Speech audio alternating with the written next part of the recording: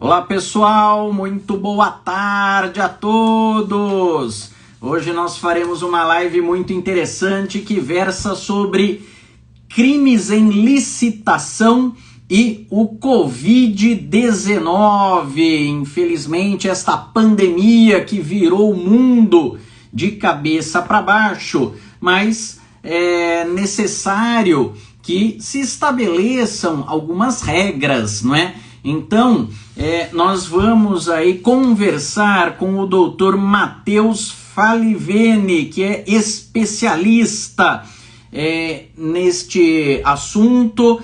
Doutor Matheus, ele é advogado criminalista, mestre e doutor em Direito Penal pela USP e trabalha justamente com esse assunto, não é?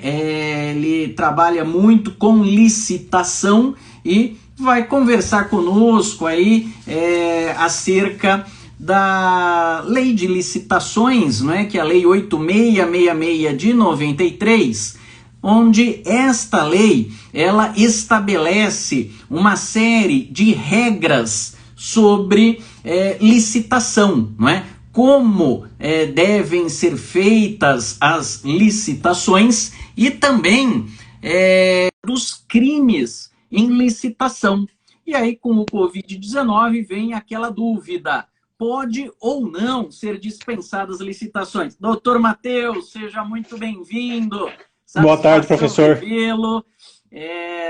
Doutor Matheus é advogado criminalista em São Paulo, não é? Formado aqui por Campinas, sim, na nossa saudosa PUC, lá no Pátio dos Leões. Teve aí uma trajetória até um pouco parecida com a minha, né, Matheus? Foi monitor de Direito Penal do Silver Tour, depois fez aí o mestrado e doutorado com o Dr. Vicente Greco Filho. Então, é muito bom poder dialogar, conversar aí com colegas tão queridos como você, Matheus. Bom, professor, agradeço pelo convite, é uma honra minha conversar com o senhor, né, poder tratar desse tema, poder conversar, poder rever um professor, rever alguém que me deu aula, no curso de Tribunal do Júri, lá saudoso curso de Tribunal do Júri, lá no auditório do Pátio dos Leões. Tenho uma trajetória parecida, né, sou egresso da PUC Campinas, fui aluno do Silver Tour, fui monitor dele. Depois me mudei aqui para São Paulo, vim fazer o mestrado aqui, me mudei para cá e comecei minha advocacia aqui, e aqui eu fiquei. Apesar de amar Campinas e todo final de semana para ir, eu tô aqui em São Paulo agora e advogo aqui nessa área de licitação, né? Nessa área de, quer dizer, faço criminal, faço muito penal, mas faço especialmente crimes em licitação, que é uma área que acabou aparecendo muitos casos e agora até tem aumentado por conta dessa questão do coronavírus e muitos casos de prefeituras pequenas envolvidas em licitações que deram problema no aspecto criminal, no âmbito criminal. Exato, Matheus. E aí, pegando o gancho, é interessante falar isso, porque nós temos uma previsão na Constituição Federal, lá no artigo 37 da Constituição Federal, que estabelece exatamente isso, né? Que a contratação feita pela administração pública, como regra, deve se fazer por meio de licitação.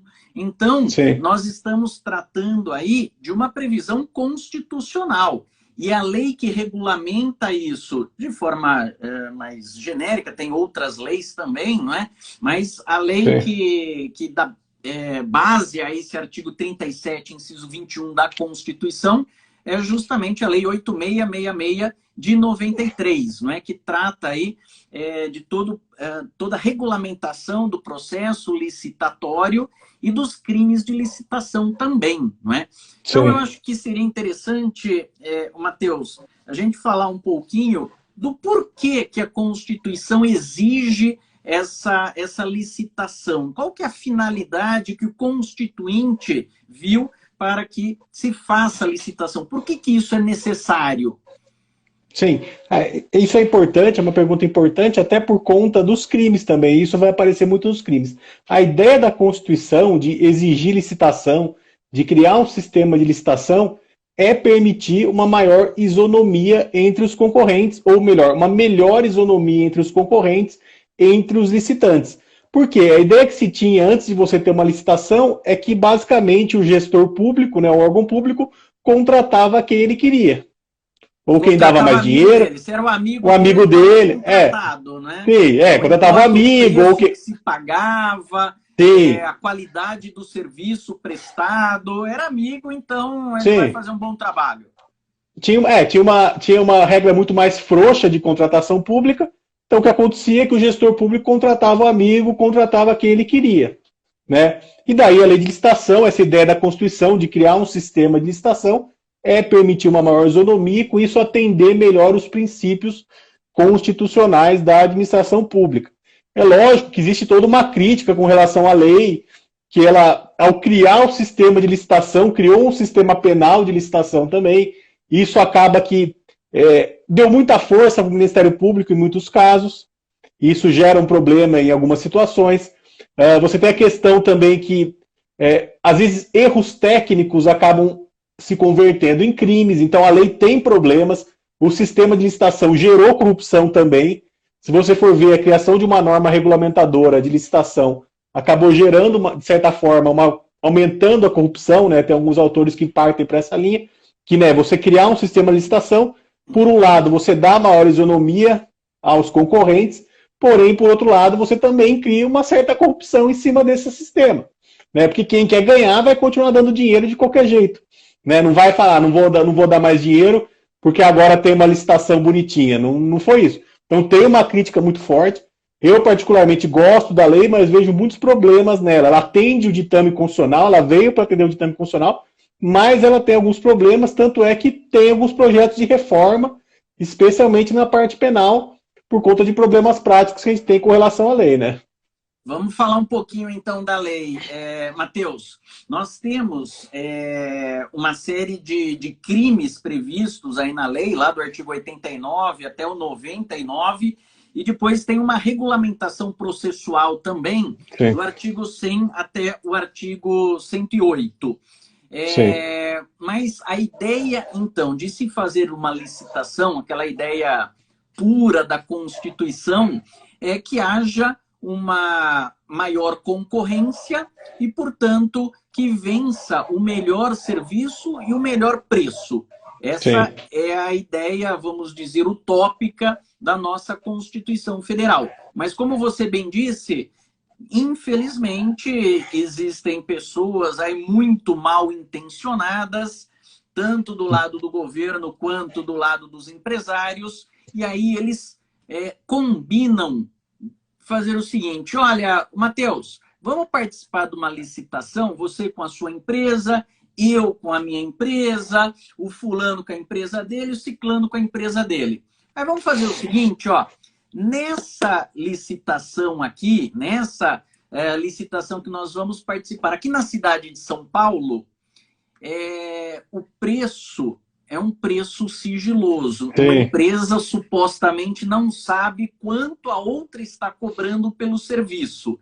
Mas nós vamos sentar numa mesa de bar e eu vou falar quanto eu vou cobrar, você vai falar, outro vai falar, outro vai falar também. Sim. Aí a gente fala o seguinte: Matheus, deixa a cidade de São Paulo para mim, tá? E quando tiver uma licitação lá em Campinas, aí a sua empresa ganha essa licitação. A gente combina os preços. Eu jogo aqui em São Paulo o meu preço menor, você aí em Campinas, lá em Campinas você joga o seu preço menor e assim nós dois ganhamos, tá tudo bem. Isso acontece muito, Matheus? Acontece muito, talvez o que a gente vai mais vê, né? Que é o crime do artigo 90 da Lei de Licitações, que fala assim: frustrar ou fraudar mediante ajuste e combinação ou qualquer outro expediente o caráter competitivo do procedimento licitatório. Essa é a modalidade mais comum de crime que a gente vê. É muito comum as empresas combinarem preço, tá? Isso é a coisa mais comum. Tanto a gente pensa geralmente em licitação, a gente pensa nas grandes licitações, naquelas de milhões, bilhões, mas isso acontece em licitações pequenas, cidade pequena, valores de 50 mil, 20 mil, 100 mil, coisa pequena. É muito comum, até existem esquemas até mais elaborados do que o mero ajuste de preço, né? Você tem muitas empresas fantasmas aí, que o pessoal chama de empresa fantasma, que é aquela empresa que ela é criada para concorrer naquele certame, e basicamente apresentar um preço alto, né, e perder para outra ganhar, né? Uhum. Então isso é muito comum, né? E isso às vezes acontece até com grupos familiares, né? Tem lá o dono de uma empresa que é relativamente estabelecida, ele pega alguns parentes ou alguns amigos, cria empresas no nome desses amigos e parentes, eles vão lá juntos, concorrem no mesmo certame, só que apresentam preços que eles já sabem que vão perder e que o chefe vai apresentar o melhor preço. Então isso é extremamente comum, a gente vê isso acontecer em muitos casos, e é incrivelmente comum também em licitações pequenas, geralmente obras, tá? Geralmente isso é muito comum em licitações relativas às obras, que talvez é obra pequena, tipo recapear uma rua, construir um bueiro, e acontece isso, o Ministério Público em alguns casos acaba pegando, tá? Geralmente eles pegam por conta de documento falso apresentado, assim, porque se o esquema é bem feito, dificilmente o Ministério Público detecta essa combinação de preço. Isso Mas que acontece... isso que eu gostaria aí até que você esclarecesse Sim. um pouquinho, porque essa combinação, esse exemplo, claro, simples que eu dei, eu, você e mais duas pessoas combinando numa mesa de bar.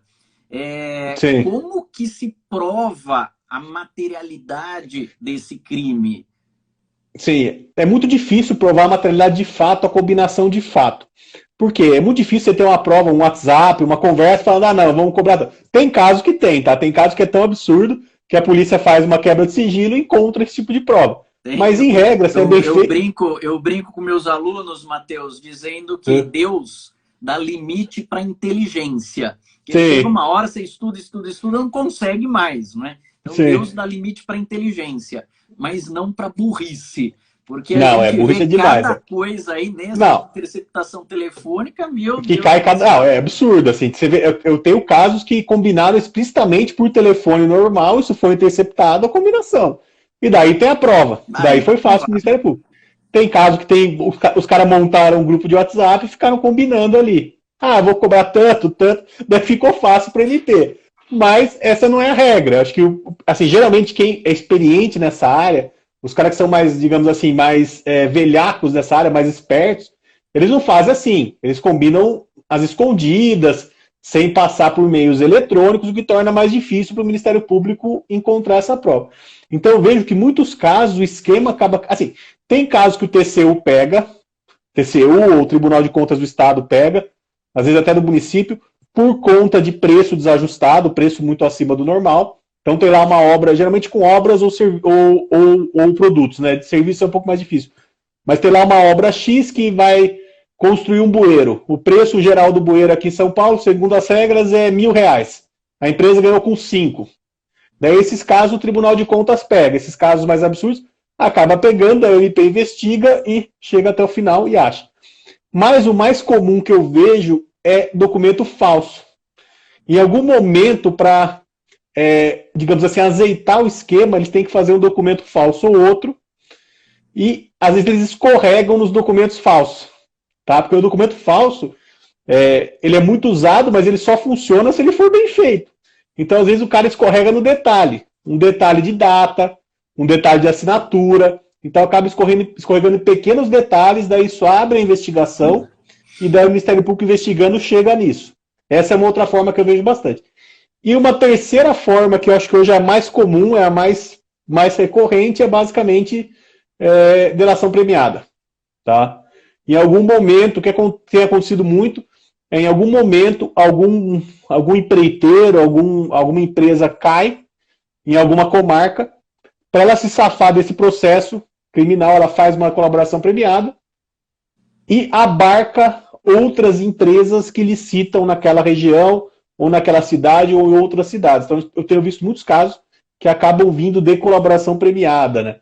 Então, como o Ministério Público tem uma dificuldade na obtenção de provas, muitas vezes, quando está chegando perto de alguém, esse empresário se apresenta com o seu advogado, não é? É importante ressaltar isso, a delação só tem validade com a presença do advogado, e ele faz, então, toda a delação, narrando e fornecendo provas também, porque ninguém pode ser condenado exclusivamente com a delação. É necessário que se junte outros elementos de provas, e que normalmente o delator tem, né? Para que o Ministério Público consiga, então, entender, pegar lá o fio da meada e desembaraçar e atribuir a responsabilidade para quem de direito. Sim, essas delações, colaborações são muito complexas, né? Então elas têm muitos anexos. Em regra, né? Assim, falando de colaboração, que é uma questão importante para os crimes de licitação, né? O contrato de colaboração, né? Você colocar uma colaboração dessas no papel é extremamente complexa. É um contrato aí com muitas cláusulas. E os anexos também, que são essas provas contra delatados específicos, também geralmente é muito complexo, porque envolve muitos documentos, muitos WhatsApp, muitas provas documentais, então vira uma coisa gigantesca, e daí o Ministério Público tem que desembaraçar isso. Mas se ele consegue, eu vejo assim, lógico que teve um boom da colaboração premiada, né? Assim, lá para entre 2015 e 2018, você teve um boom de colaboração premiada em casos de crime e licitação, agora deu uma diminuída, mas está voltando por causa do coronavírus. Mas você teve aquele grande boom e uma estratégia do Ministério Público era o quê? Eles achavam, assim, supondo, eles achavam que tinha algum tipo de maracutaia em alguma licitação. Eles faziam o quê? Eles iam para cima de um dos licitantes ou de algum empreiteiro, algum empresário forte da região, e para cima da família dele. Porque é muito fácil hoje você acusar de lavagem de dinheiro. Né? Com a lei de lavagem atual, sistemática atual de lavagem, é muito fácil você acusar familiar de empresário ou de alguém que esteja envolvido no esquema desse de lavagem de dinheiro. Então o Ministério Público ia para cima do indivíduo e da família dele e basicamente fazia uma prisão temporária, que era como se chamasse para colaboração. Prendia temporariamente aquele indivíduo, falava, a gente quer uma colaboração com você, senão a gente vai acusar você e sua família e vocês vão ter problema. Então eu vi isso em vários casos, com clientes meus ou com outros indivíduos que acabaram delatando clientes meus, do Ministério Público ou da polícia adotarem essa sistemática, né? Vai para cima do cara, prisão temporária, vai para cima da família, porque a família de alguma forma se beneficiou desse dinheiro obtido de forma supostamente ilegal da licitação, e com isso o cara ficava desesperado, e para fazer uma colaboração guarda-chuva, né, abrangendo familiares, ele basicamente corria e fazia a colaboração, sem pensar. Mas isso acaba sendo uma espécie de coação, praticamente, com o réu, né? Com o acusado, nem réu era ainda. Isso é uma coisa que eu sempre falo, quando eu falo de colaboração, que você tem que tomar cuidado com ela, porque, assim, uma coisa é o Ministério Público em grandes cidades, ou o Ministério Público Federal, que tem algumas regras mais firmes. Às vezes, em cidades menores, isso é um pouco mais elástico. Essas regras de como é feito esse procedimento, de como são as coisas. Então, é um pouco mais elástico e o indivíduo acaba sendo coagido, porque uma prisão temporária, ele fica desesperado. Ele fala, vou pegar sua família, vou pegar sua mulher, seus filhos, seus sobrinhos, sei lá quem mais esteja envolvido. Isso torna a situação do hipotético colaborador muito complexa, porque ele vai tentar, primeiro, salvar ele, própria pele, salvar a família e tentar salvar um pouco de patrimônio, porque a gente tem que pensar muitas vezes que essas investigações, essas prisões temporárias, são acompanhadas de constrição patrimonial. E não se limita só ao valor da licitação ou o valor supostamente a maior. Eles constringem o patrimônio todo da pessoa. O cara ele tem dinheiro num dia, ele acorda sem dinheiro. Isso acontece, é muito comum. É uma estratégia bastante comum da acusação nesse tipo de caso, né? Fazer a constrição patrimonial por basicamente dois motivos, né? Deixar sem dinheiro, forçar a colaboração e talvez um terceiro motivo, fazer com que ele não consiga contratar uma defesa. Em alguns casos, a gente vê isso bastante claro também, de tentar fazer com que o indivíduo não consiga arcar com a sua defesa ou arcar com os custos que tem num processo, que geralmente são muito altos, né? É aquela história, né? A advocacia criminal é uma eterna briga contra a arbitrariedade do Estado. Tem lá o réu nessa situação extremamente fragilizado, onde se usam instrumentos que parecem, na verdade, instrumentos medievais ainda. Tanto que o Supremo Tribunal Federal se manifestou proibindo as prisões temporárias para simples interrogatório, né? Porque era que era a ideia. A adoção desse procedimento. Decretava prisão temporária para quê? Não, para interrogar o acusado. Ele não tinha nunca nem sido intimado para comparecer na delegacia. De repente veio um mandado de prisão, onde é só para ele ser intimado, e aí leva 2, 3 dias para ele ser ouvido. Né? Sim, isso é muito comum também, quer dizer, lógico que está proibido, mas era muito comum esse tipo de prisão temporária para interrogar. Mas muitas vezes eu percebia que a questão nem era interrogar o acusado, era ver se alguém delatava. Era muito claro isso. Porque chegava lá, assim, com marca pequena, supondo. Chegava lá na delegacia, tava lá os empreiteiros presos, o delegado, o promotor, daí falava, doutor, vou pedir preventiva já, venceu o prazo da temporada, já vai ter a preventiva. Era esse o papo, né? Ameaça descarada. Né? Descarada, era uma coisa descarada. Tanto é que, assim, eu falo hoje eu tenho muito mais experiência que eu tinha lá atrás em colaboração. Você tem que gravar e documentar todos os atos da negociação. Tudo, de preferência gravar. Fazer a ata e gravar também. Porque rola muita coisa nessas negociações, nesse tipo de caso, porque são casos extremamente complexos, envolvem muito dinheiro, envolvem muitas pessoas. Então a negociação, se você vai negociar a colaboração nesses casos, que é uma saída possível, até em alguns casos, vai negociar, documenta tudo, grava tudo, porque rolam muitas coisas desse tipo nessas negociações, tipo ameaças veladas, assim, acontece muito, falar, não, tira esse deputado aqui porque eu não quero que vá para o Supremo essa colaboração, ou tira esse deputado estadual que eu não quero que vá para o TJ, e daí você tira e depois o MP fala, mas você tirou o cara aqui. Mas, porra, foi você que pediu para tirar, não fui eu que quis. Então isso acontece muito, então quer dizer, tem que pensar, esses casos de licitação são muito complexos, envolvem políticos, né, porque o objetivo do Ministério Público nem é os empresários em regra, nem são os empresários em regra, são os políticos, eles estão atrás do político, ele pega o empresário, porque o empresário é um meio de tentar chegar no político que ele quer, derrubar o prefeito, derrubar os vereadores, prender a Câmara inteira. No caso da Lava Jato, eu me lembro que, acho que foi um advogado que disse que, numa entrevista, né, que no Brasil não se coloca um paralelepípedo numa cidadezinha do interior sem violar a lei de licitação, não é? Não coloca. É bem isso que você está dizendo. Não é só a cidade grande, o MPF investigando, ou o GAECO em capitais. Em cidades menores, você também tem muito esse procedimento. E aí nós estamos falando, Matheus, do empresário lá, do artigo 90, não é? Mas tem também a dispensa até de licitação, que é do artigo anterior, né? Lá do artigo 89, onde você tem aí o gestor público como sujeito ativo do delito, né?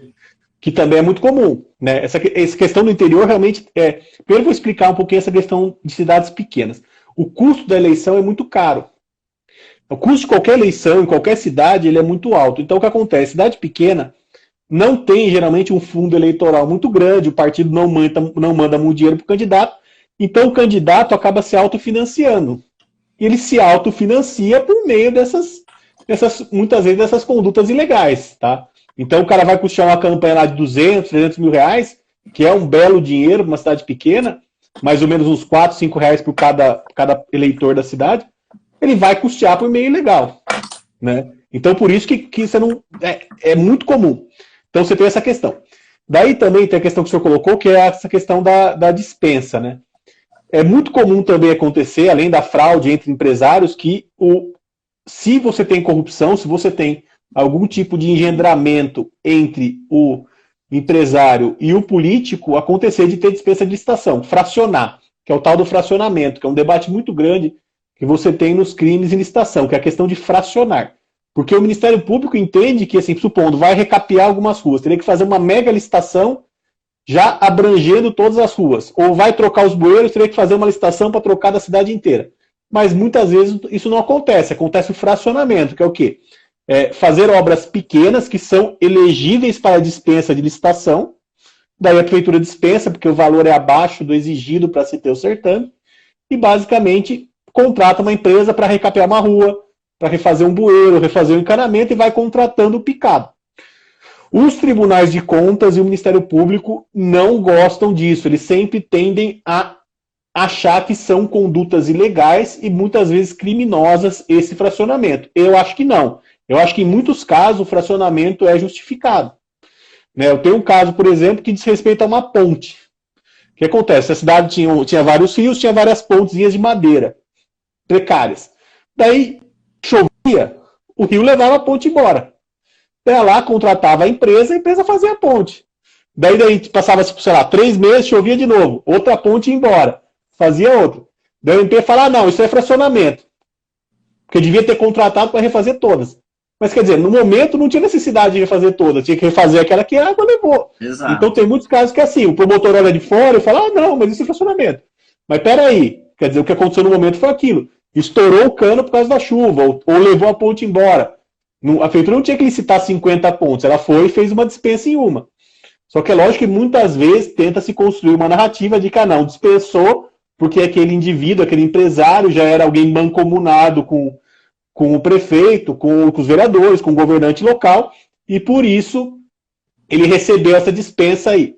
Tá? Lógico, isso é um caso mais simples. Tem casos assim que você tem empresas muito próximas, ou você tem um grupo familiar, daí a questão da dispensa fica um pouco mais complexa. Né? Se você tem, supondo, esse negócio de ponte, né? Vai lá 5 pontes. Você tem lá uma família que tem 5 empresas no mesmo grupo familiar e cada uma ganha uma, daí você pode dizer que talvez seja um fracionamento indevido, daí teve uma dispensa indevida, porque daí deveria licitar tudo de uma vez. Uhum. Né? Aí, na verdade, também cabe ao gestor público, né, ao administrador, tomar uma série de precauções, uma série de medidas para demonstrar a exigência ou a necessidade, não é, de se asfaltar, por exemplo, apenas aquela rua, de se alterar apenas aquela ponte. Então, se valer também de estudos técnicos para embasar e se eximir de responsabilidade posteriormente, não é? Também o inverso é verdadeiro também. Se, de repente, o gestor público fosse mudar todas as pontes, ele precisa demonstrar que havia necessidade disso, porque senão, da mesma forma, ele acaba respondendo criminalmente, não é? Porque ele licitou onde não tinha necessidade de licitar. Isso é uma questão, porque muitas vezes o indivíduo ele fica numa situação, numa corda bamba, assim, digamos, né? Porque falam que é muito difícil você ter um prefeito interior que não seja processado criminalmente nem da lei de improbidade. É muito difícil você ter um prefeito que não tenha, pelo menos, um crime em licitação e uma improbidade administrativa. Porque ele fica nessa. Se ele faz uma licitação grande, vai falar, por que você fez uma grande? Se ele faz uma pequena fracionada, vai falar, por que você fez fracionado? Então, quer dizer, não tem muito saída nisso. Talvez assim, não tem jeito. O cara vai tomar um processo criminal e vai tomar um processo de improbidade. Pelo menos numa licitação ele vai. Tem que se precaver, não é? E com uma série de estudos justamente para demonstrar a opção que ele faz. Porque a gente não pode esquecer também que a administração pública, né, quem está no comando da administração pública, ele tem os seus ideais, claro, seguindo a lei, mas ele vai seguir os seus ideais, aquilo que ele prometeu na campanha, aquilo que é o objetivo dele, o que muitas vezes pode não ser de um outro candidato se ele acabasse sendo eleito. Né? Então, cada governante tem a sua prioridade. Isso é uma grande também questão. Essa discricionariedade que é preciso também entender quando se trata aí, né, da licitação e de gestão pública. Eu vejo muito comum um debate disso em processo. O que acontece? O gestor público ele tem a discricionariedade dele por conta de opções políticas, por opções de gestão que ele faz de fazer uma obra A ou B. E isso acaba muitas vezes entrando em conflito com um certo ativismo do Ministério Público e do Poder Judiciário. E isso é um problema bastante grande nesse tipo de caso, porque, sei lá, supondo, ele tem que optar entre asfaltar uma rua ou fazer uma UBS nova na cidade, sei lá, fazer um postinho de saúde. E ele opta por asfaltar a rua. Daí vem o promotor e fala, não, mas isso aqui violou as licitações porque ele deveria ter feito o postinho e não asfaltado, porque seria melhor, por conta disso, improbidade no cara e crime no cara. Então, quer dizer... O Ministério Público não pode querer administrar a cidade. Sim, mas muitas vezes quer. Ele foi eleito para isso. Sim, mas muitas vezes o que eu vejo é que o promotor queria ser o prefeito da cidade. Tá? Eu vejo isso, infelizmente. Eu faço uma crítica aqui muito liana ao Ministério Público, especialmente estadual, mas é isso. Eu vejo alguns casos que o promotor queria ser o prefeito. Porque ele quer fazer opções de governo, que não são do Ministério Público. As pessoas votaram naquele prefeito, votaram naquela pessoa para que ele fizesse opções de governo que elas entendiam melhores. E não pode o promotor depois querer usar um ativismo do Ministério Público, o poder que o Ministério Público tem e deve ter, para falar, não, você devia ter feito isso e não aquilo. Isso é muito complexo, eu vejo acontecer muito isso, e daí no processo tem que sair discutindo, falar, não, isso não é crime de licitação, foi uma opção do governante por conta disso. Quer dizer, tem a questão do crime de prefeito também, da lei dos crimes de prefeito, né? Dos crimes de responsabilidade de prefeito, que além do crime de licitação, além de organização criminosa, além de lavagem, acaba respondendo também pelo crime de prefeito, né? Então acaba sendo muito difícil a defesa, porque você tem que explicar uma política pública, né? O gestor público, ele tem essa prerrogativa de escolher a política pública que ele vai seguir. E se ele acaba, daí se o Ministério falar, não, não gosto dessa política, isso é crime. Então fica muito difícil. Fica bem difícil. Agora, Matheus, é possível que a administração pública faça alguma contratação sem a necessidade de licitação, não é? Licitação Sim. que eu digo ainda em sentido amplo, né? Convite, licitação e tal. É possível contratar alguém diretamente? Sim, em alguns casos a lei prevê que haja uma possibilidade de contratação direta, né? Você tem lá os convites, que é uma espécie de licitação, na verdade, que basicamente você dispensa e a empresa e o órgão público ele convida, né? Então o convite também digamos assim, um celeiro para alguns problemas em algumas situações, porque muitas vezes o Ministério Público também entende que a modalidade convite acaba ocorrendo crime de licitação.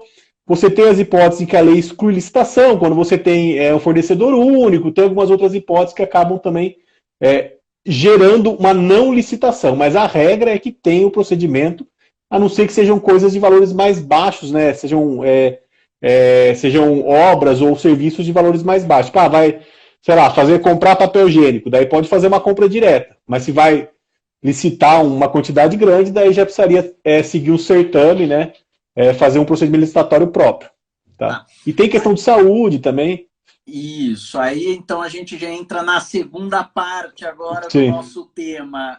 Matheus, nós estamos passando aí por uma situação de pandemia no mundo inteiro, não é? Que virou o mundo de cabeça para baixo. Infelizmente, mortes assim, a milhares, centenas de milhares de mortes, algo muito triste que vem acontecendo no mundo, e isso demanda, obviamente, uma situação emergencial em muitas cidades, muitos estados e no mundo inteiro, não é? Sim. E aí, como é que fica essa questão da licitação, tendo em vista estas urgências que acontecem por causa do Covid-19? Sim.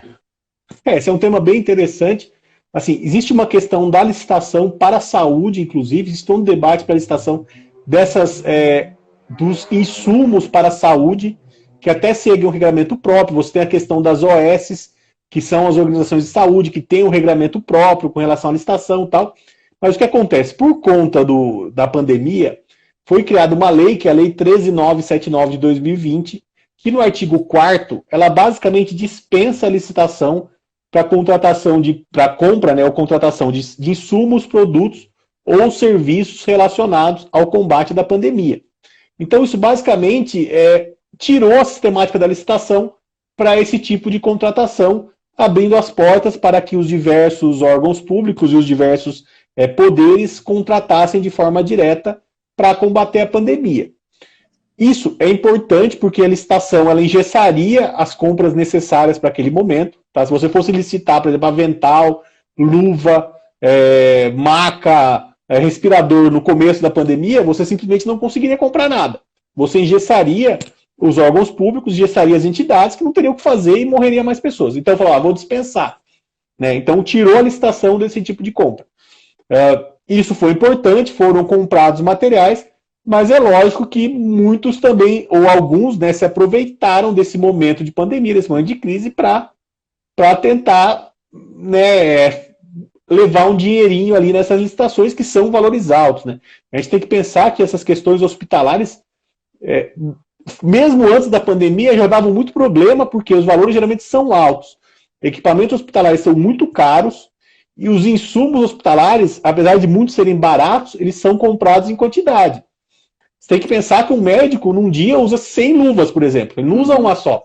Ele vai usar 100, 200 luvas. Então, quando vai licitar, licita em quantidades gigantescas, mesmo hospitais pequenos e prefeituras pequenas. Então, são valores altos. Então, licitação de questões médicas e hospitalares já tinha esse problema antes.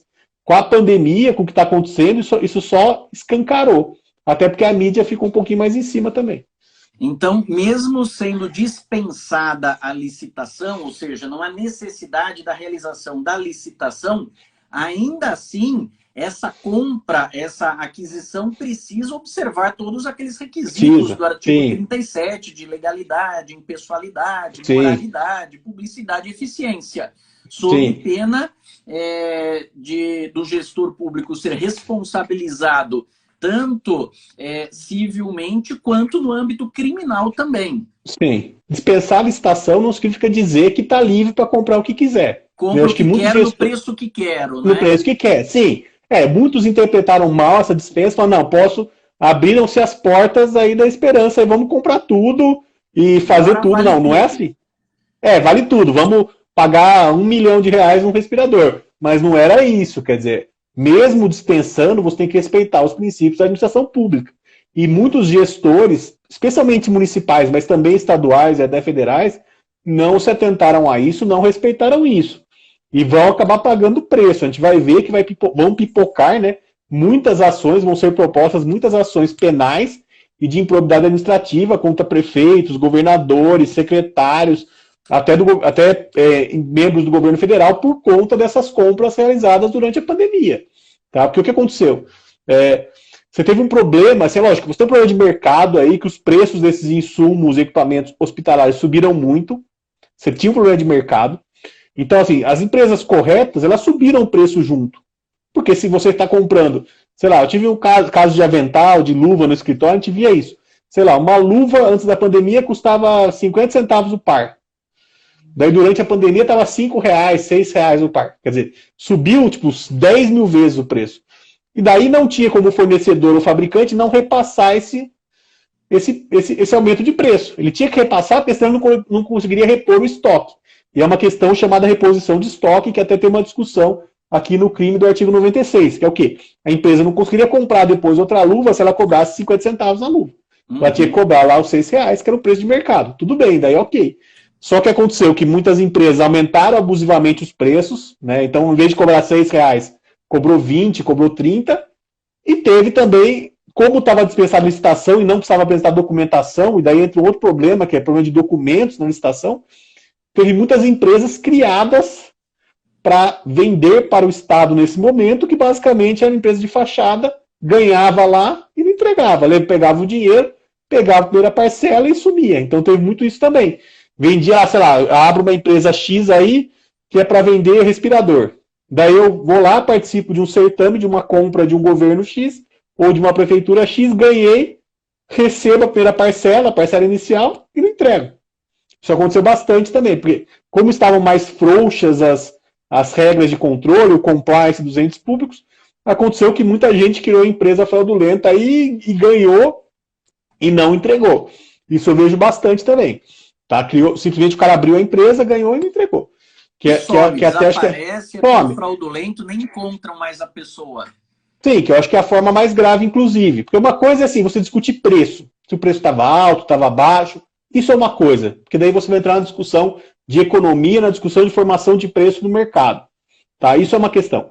Outra coisa é o cara realmente fraudar documentação, apresentar uma documentação falsa, falando que não, ele fabrica aquele tipo de produto, ou ele fornece aquilo, e no final não, era só uma empresa de fachada, o cara mandou o dinheiro para a conta de um laranja, pegou o dinheiro e sumiu. Isso aconteceu bastante. Porque não tinha controle. Porque, assim, você tem um problema que você diminuiu os controles, e muitos entes públicos, órgãos públicos, estavam desesperados por equipamento e não tinha no mercado. Então eles estavam pegando de quem tivesse. Porque assim, quando você está numa situação normal, você vai comprar de quem são os fornecedores conhecidos do mercado. Empresa A, B, C, D, que são as empresas conhecidas. Nessa situação de pandemia, essas empresas conhecidas estavam sem material para entregar. Estavam sem condição de fornecer. Então, eles começaram a procurar de outras empresas que não eram conhecidas ou que não tinham tradição no ramo, sei lá. Uma pessoa da Secretaria de Saúde entrava lá no internet e estava assim, luva hospitalar. Daí que aí uma empresa lá nova, XYZ, empresa nova, falava, bom, ligava lá, você tem estoque de luva para entregar hoje? Tem. Porque eu vi que muitos casos era para entregar no mesmo dia ou no dia seguinte. Então, assim, os certames, as compras, na verdade, nem certame, né? As compras, elas estavam sendo feitas num dia para entregar no mesmo dia à noite ou no outro dia de manhã. E isso foi um grande problema. porque era muito rápido. Ô, Matheus, no direito penal a gente tem aí sempre a responsabilidade subjetiva. Sim. Esses crimes todos da lei de licitação são crimes dolosos. Então, como que o gestor público ele pode se precaver? Por exemplo, imagina lá o prefeito de uma pequena cidade, não é? Ele tem o seu secretário de saúde que falou, prefeito, a gente precisa comprar um respirador aqui para o hospital, tal, por causa do Covid. Então, vão comprar lá 100 respiradores ao preço X. O prefeito e o secretário respondem caso haja irregularidade nessa aquisição ou a responsabilidade fica sendo apenas do secretário, o prefeito consegue se eximir dessa responsabilidade? Como é que fica isso? Olha, isso é uma excelente pergunta, tá? E essa é uma discussão que ocorre muito em muitos processos. Porque além do secretário, ou além do funcionário responsável pelo certame e pela compra, muitas vezes respondeu o secretário, o prefeito, e se tiver parecer, o procurador do município. Acabam respondendo os três, né? Então, quer dizer, você tem uma questão, você tem várias questões aí do direito penal. Primeiro, se eles têm conduta ou não, se o prefeito teria domínio do fato ou não dessa conduta, que eu acho que em poucos casos tem de fato, a não ser naqueles casos que tem uma corrupção, que se descobre uma corrupção para o prefeito, algum tipo de ganho para ele, geralmente ele não tem um domínio do fato da compra. Muitas vezes é um erro da ponta, do funcionário que está na ponta, que errou na hora de verificar documento, ou fez uma besteira ali. Isso é muito comum. Né? Não verificou o documento direito. Ele fica que nem o marido traído, né? É o último a saber. É o último a saber. Ele só sabe era que dele estão fazendo lá aquela ruaça. Sim. Ele não sabe. Tá de lá. fato não sabe, não é? Não é Sim. que ele está mancomunado. Não, muitas vezes ele não sabe mesmo. Não sabe mesmo, sim. O que eu vejo é isso. Às vezes você tem um erro do funcionário da ponta, ou tem uma corrupção ali na ponta que o prefeito não sabe. Lógico que no interior é mais fácil o MP imputar o prefeito. Porque é uma cidade pequena, fala, você tem só 5 funcionários de licitação, como você não sabe. É mais fácil. Mas pensa uma cidade como São Paulo, como Campinas. Tem prefeituras gigantescas, com um orçamento gigantesco, muitas comissões de licitação ao mesmo tempo. Você não tem como imputar isso ao prefeito. Porque o prefeito nem sabe o que está sendo licitado. Ele nem sabe, não tem nem ideia. Porque são centenas de licitações por dia. Então, quer dizer, nesses casos não tem como imputar, por conta de domínio do fato. Além disso, entra uma outra questão, que é a questão da ação neutra. E daí entra também a questão do procurador do município. Assim, em regra, você não pune no direito penal aquilo que é ação neutra. Ação neutra, para explicar para quem está assistindo e que vai para o YouTube o vídeo, né? Assim, tem condutas que são neutras, elas não são ilícitas em si, mas de alguma forma ela concorre para um cometimento de um crime. Que é aquele exemplo da doutrina espanhola da mulher do terrorista que lavava as cuecas da vítima que estava sequestrada e fazia comida para ele. A mulher, no fundo, estava lavando roupa e fazendo comida. Mas ela pode ser imputada o crime de o cárcere privado, o sequestro do indivíduo? Tem essa discussão. Eu entendo que não, porque ela está cometendo uma ação neutra. E daí a questão do prefeito, especialmente do procurador do município. O procurador, quando ele dá um parecer falando que aquele caso é um caso de dispensa, a não ser que ele esteja recebendo algum dinheiro, esteja cometendo corrupção ou outra coisa, ele está cometendo uma ação neutra. Ele está emitindo uma opinião legal sobre aquele certame, dizendo que ele não deveria sofrer os procedimentos da licitação naquele caso. Poderia ser dispensado. Então, isso é uma ação neutra. Ele não pode responder. Mesma coisa o prefeito que assina a compra. A não ser que você, de fato, prove que ele tem algum tipo de conduta ilícita, ele está cometendo uma ação neutra, ele está praticando uma ação que é neutra. E se ele é neutra, se tem corrupção, se tem erro lá dentro, não é da alçada dele, muitas vezes, verificar isso ou saber disso. Tá? Isso é uma questão. Lógico, tem que se adotar os procedimentos de compliance. As prefeituras, especialmente as menores, elas são falhas no compliance. Tá? O compliance delas é extremamente falho.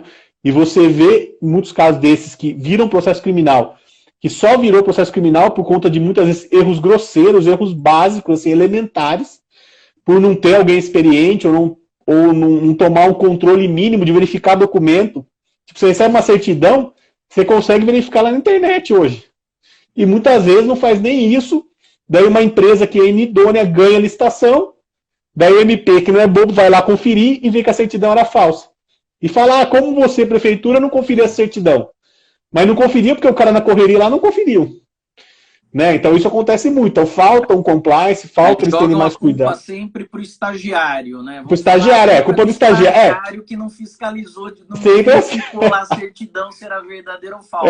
Mas mandei, isso acontece muito. Mandei para o estagiário, o estagiário não ficou. Ou joga para o pregoeiro da licitação, para o cara mais baixo no nível lá da comissão de licitação. São esses aí que se ferram primeiro. Exato. Em alguns casos acabam pegando alguns outros mais graúdos. Mas daí é mais difícil porque o MP tem que provar também que eles estão envolvidos, que eles estão fazendo alguma coisa.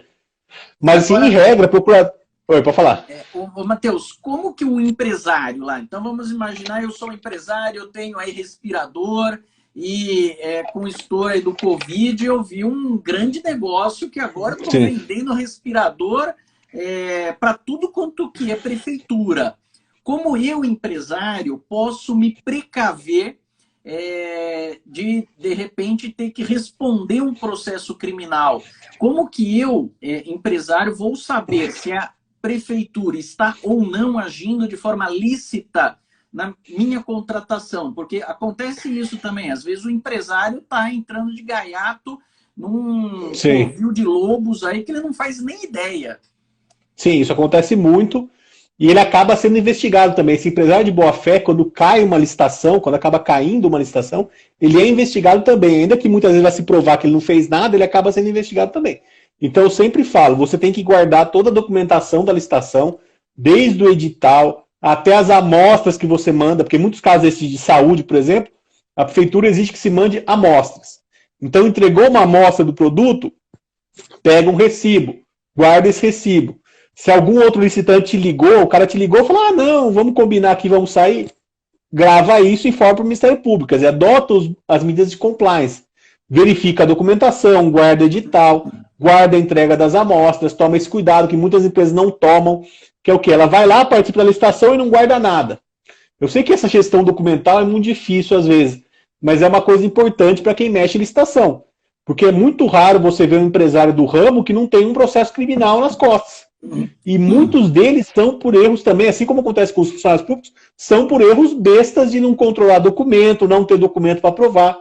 Tem uns que se desesperam e produzem documentos falsos até para tentar provar alguma coisa. É muito comum você ver isso. O cara é intimado pela polícia para justificar uma coisa. Ele vai lá e produz um documento falso. E acaba caindo aí. É muito comum nesse ramo eles fazerem isso. Dá corda para se enforcar, né? Dá corda para se enforcar. Bem, não ia ter maiores problemas. Não ia dar nada. O cara... Ele mesmo acaba criando problema para ele. É extremamente comum. O cara dá corda para se enforcar. Ele vai lá e produz um documento falso para tentar justificar e acaba se ferrando. Então eu falo, guardem os documentos desde o edital, faz uma pastinha lá no computador, edital, apresenta o documento tal, os documentos que você apresentou, quando você esteve na prefeitura, com quem você conversou, faz um relatório. Porque uma hora ou outra, uma licitação ou outra vai dar problema. Quem trabalha nesse ramo tem um problema, sempre. Né? Pode dar um problema por causa de questões políticas, por conta de um licitante ser porcaria e carregar os outros. Então, uma hora vai dar. Curioso, Matheus, é observar que nesses casos, na prática, você não tem presunção de inocência, né? Não, você tem presunção nenhuma. De culpa. Você presunção fala, de culpa, o empresário participou de uma licitação, essa licitação tem uma suspeita que é fraudulenta, então está todo mundo envolvido nessa licitação fraudulenta. Todos os empresários e todos os gestores públicos que fizeram essa contratação. Sim. Então, pelo menos o que a gente percebe na mídia, não é? É isso. Complicado, né? Mas é isso. A mídia joga isso. Mas é isso. Julga e condena tudo no mesmo dia, em poucas horas. Sim. Mas, muitas vezes, isso acaba com a reputação. Seja de um empresário, seja de um governante, que ele pode sofrer consequências para a vida toda por causa disso, não é? Sim, você tem uma presunção de culpa nesses casos. Eu falo isso. Muitas vezes, assim, o que acontece? Esses crimes econômicos, digamos assim, eles são extremamente complexos a investigação e o processo, tanto criminal quanto de improbidade. Então o Ministério Público não sabe o que aconteceu de fato. Ele começa a investigar sem saber. Só que muitas vezes, no início da investigação, ele já faz o quê?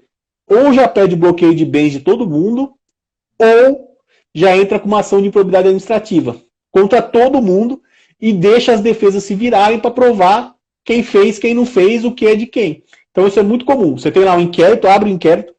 Primeira coisa que o MP faz nesses casos, pede quebra de sigilo bancário e fiscal de todo mundo, às vezes pede uma interceptação e muitas vezes pede um bloqueio no valor da licitação. Não no valor de que teve de dano horário, nada. Ele pede o valor inteiro. Então, supomos, tem uma licitação lá de 5 milhões. O dano suposto horário foi 500 mil. O MP não vai pedir o bloqueio dos 500 mil. Ele vai pedir 5 milhões de todo mundo. De quem participou, quem estava com o nominho lá. Aí a importância do advogado, né? Porque, do advogado. O empresário licitante, ele vê aquilo, fica num desespero danado. Sim. Aí cabe ao advogado demonstrar que está havendo um excesso no bloqueio, que não são 5 milhões, o que está sendo discutido ali, o 500 mil. Então, se for caso, né, de se adotar essa medida cautelar, que seja com relação aos 500 mil, não aos 5 milhões, não é? Sim. E aí é uma outra briga jurídica para conseguir liberar esses valores, né?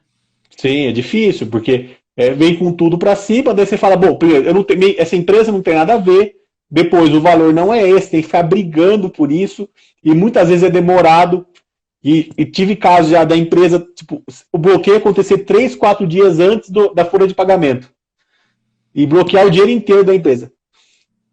É uma loucura. Porque assim, a empresa que é bandida. A empresa também, isso. Né? Tem casos que quebra a empresa. Vai da sensibilidade até do juiz, do advogado pleitear a liberação justamente para essa finalidade, não é? Demonstrar para não quebrar a empresa. Que a folha de pagamento precisa efetuar o pagamento sob pena de quebrar a empresa, não é?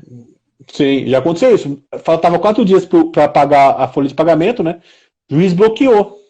Porque assim, a empresa que é meio bandida, ela já tem o dinheiro fora, ela não vai deixar o dinheiro no caixa. Ela já vai sumir com o dinheiro, vai passar para laranja, não vai deixar em caixa. A empresa que é certa, geralmente, é a que sofre nesse tipo de caso. É o cara que não tem nada a ver, porque o MP pede bloqueio em cima dele também por ele estar na licitação e haver uma suposta suspeita contra ele, e o cara está com o dinheiro no caixa, porque ele fala, não fiz nada, meu dinheiro está aqui. E daí bloqueia. E daí tem que o advogado lá falar, não, doutor, não é isso, não aconteceu isso, explicar para o juiz. Tem juiz que entende, tem juiz que não entende. A gente sabe como é que às vezes é o juiz, tem juízes que são mais solícitos, ouvem esse tipo de reclame, mas tem juízes que falam, não, doutor, eu vou deixar apreendido aqui, deixa esperar acabar o inquérito aí, a hora que acabar, se o cliente for inocente, a gente, né, for arquivado o inquérito com relação a ele, eu libero. Não vai ter prejuízo, porque o dinheiro está depositado aqui.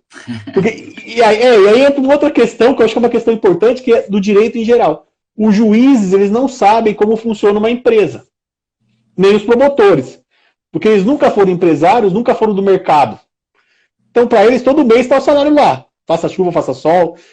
O mundo caiu, está lá, vai depositar. Com Só que ou sem pandemia, não é? Com ou sem pandemia, não, tudo. Vai estar lá, vai cair até mais. Mas assim, eles não entendem como funciona uma empresa, como funciona o mercado. Isso é interessante. Eu vejo muitos casos de penal econômico, não só a licitação, que juízes e promotores não entendem como funciona o mercado, não entende que a empresa tem que pagar funcionário, não entende como você forma preço das coisas. Isso é uma coisa importante de licitação, né? Como que você cria um preço, como que você forma um preço. Porque, sei lá, uma garrafa de água custa R$1 e outra custa 5. Eles não entendem isso. Para eles todas tem que custar 1. Não pode ter de 5. E eu vejo isso em muitos casos. Fala assim, esse aqui, esse tipo... Agora está sendo muito comum essas coisas de medicina, né? Então, sei lá, tem esse aqui, esse remédio X que é feito na Bolívia, custa R$1. Tem o outro que é feito na Alemanha, custa 60. Daí a prefeitura X optou pelo de 60. Quer dizer, não teve fraude nada, mas ela optou pelo mais caro. Veio o promotor, não, isso é um absurdo, tal. Então, quer dizer, eles não entendem como é que se forma preço nisso. Então é muito comum o juiz falar, não, doutor, deixa quieto. Mas, porra, como deixa quieto? Vai quebrar a empresa. Né? Tem fornecedor para pagar, tem funcionário. Vai virar um monte de ação trabalhista, porque se o funcionário não recebe, ele pede demissão, pede rescisão indireta, e isso vira uma ação trabalhista. Né? Então o juiz muitas vezes não entende essa dinâmica da empresa, eles acabam segurando os bens ou bloqueando os bens sem entender como funciona. Tem empresa safada, tem empresário safado? Com certeza tem. Mas tem que ver que não são todos e tem que ver que nas pontas, às vezes, tem um funcionário que depende para pagar, para comprar comida para a família. Né? Isso eles não percebem. Depois, Matheus, muitas vezes a empresa, o empresário sequer é denunciado, não é? Sim. Então se pede o arquivamento, mas o inquérito levou vários meses 4, 5 anos, e às a vezes. empresa ficou o tempo todo com esse valor bloqueado. E vai Sim. fazer o quê depois? Pedir indenização para o Estado? Vai receber um precatório daqui a 300 anos. Não, ele nem Quer dizer, consegue, né? Porque nem vamos consegue, falar né? Não aqui indícios de indeniza. autoria, por isso que foi Sim, decretada essa medida cautelar. Então, sim, vira uma loucura, né? Porque a empresa não tem saída. Talvez isso em muitos casos. Se a empresa não tem saída, se a empresa é grande, ela vai ter um caixa, ela se recupera. Mas se é uma empresa menor e vem um bloqueio grande, isso quebra a empresa em 2, 3 meses. com E os juízes certeza. não soltam, eles não entendem como funciona, eles não querem nem saber. Porque você até entende o lado deles, tem meio que medo de soltar e depois o tribunal fala, porque você soltou esse dinheiro, porque você liberou o dinheiro e tal. Até entendo o medo deles, porém, muitas vezes é injustificado e você tem que pensar na questão teleológica, que é qual seria o resultado prático disso para aquela empresa, para aqueles funcionários, para o mercado em geral. Porque, assim, cidade pequena, você tem lá uma construtora, tem 40 funcionários, você quebrou aquilo, são 40 pais, são 40 famílias que vão ficar sem ter o que comer e que vão entrar para o Estado depois nos serviços sociais, né, no serviço de Exato. acolhimento social. Sim, Então, o juiz às vezes exatamente. não pensa nisso, né? Tem que pensar, o juiz tem que olhar esse lado. Acho que, assim, até acho que os juízes deviam estudar um pouco mais de economia, um pouco mais de mercado, entender um pouco melhor, para poder lidar com esses casos de penal econômico, porque senão vira aquela história de que ele não sabe lidar direito, ele vai fazer qualquer coisa e vai gerar um prejuízo muito maior do que o prejuízo que foi gerado por aquela falha, aquele erro, aquele crime. Né? Eu acho isso muito Exato, eu complicado. vejo um grande problema que se tem com essa mecanização da justiça, né? Também, isso é Quer se outra. padronizar tudo, só que se esquece muitas vezes de se analisar o caso concreto. Uma coisa é Sim, padronizar na cidade de São Paulo, com grandes empresas, sim, que mexe com um volume de dinheiro muito grande. A outra coisa é você querer sim, adotar esse mesmo expediente numa cidadezinha do interior com uma empresa familiar apenas, que está todo mundo ali dependendo sim, daquilo, não é? Então, é sim, necessário que tanto o Ministério Público quanto a magistratura tenham um pouco de sensibilidade nesses sim. casos, não é? E esquecer um pouco, às vezes, esses modelos prontos que eles recebem, não é? Sim, essa mecanização, essa inteligência artificial na justiça está tornando praticamente impossível você advogar, porque você tem que tomar cuidado com as palavras que você cita, porque senão o robô vai ler e vai negar o teu recurso, ou vai negar o seu pedido. Tem essa questão de não citar a súmula, né, no STJ, você não pode nem colocar a súmula 691, que se ele lê que tem a súmula 691, ele já nega. Ele fala, não vou superar, não vou superar a súmula. É o Então, quer dizer, você hacker, vira né? O uma. hacker lá do O STJ é hacker o único que estava conseguindo que superar. conseguiu subir, Então, quer dizer, não pode nem colocar súmula ali, porque se o sistema já lê, ele já nega. Então, você tem essa questão da padronização, que gera uma dificuldade muito grande, e eu vejo que, às vezes, é tão padronizado que viram... Existem despachos que não se encaixam naquela marcha processual. Isso é muito comum. O que acontece? Eu tenho um caso no interior, numa cidade relativamente pequena, que é um caso muito grande. O caso tem 80 réus, o caso gigante, tem 150 mil folhas o processo, e está numa cidade que tem uma vara única. É uma vara única, pequenininha, tem lá o juiz, 5 funcionários, 100 estagiários. E os caras têm uma dificuldade enorme de tocar esse processo, e eles ficam dando despachos assim automatizados, mas não dão os despachos que fariam a marcha processual. E o Imagina. pessoal preso, e aquilo lá enrolado, porque assim, você tem 80 réus, tem petição sendo juntada todo dia e muitos HCs vindo, e muitos mandados de segurança, e muita coisa, e eu vejo que eles não dão conta daquilo e ficam dando despachos automatizados, que basicamente não funcionam, né? Não tem nada a ver.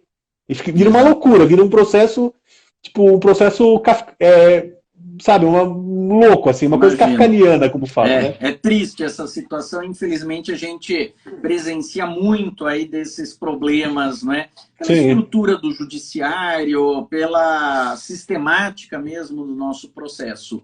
Matheus, nosso tempo está acabando, infelizmente Agradeço. o tempo passou aí voando, é um papo muito Sim, gostoso, um assunto muito interessante.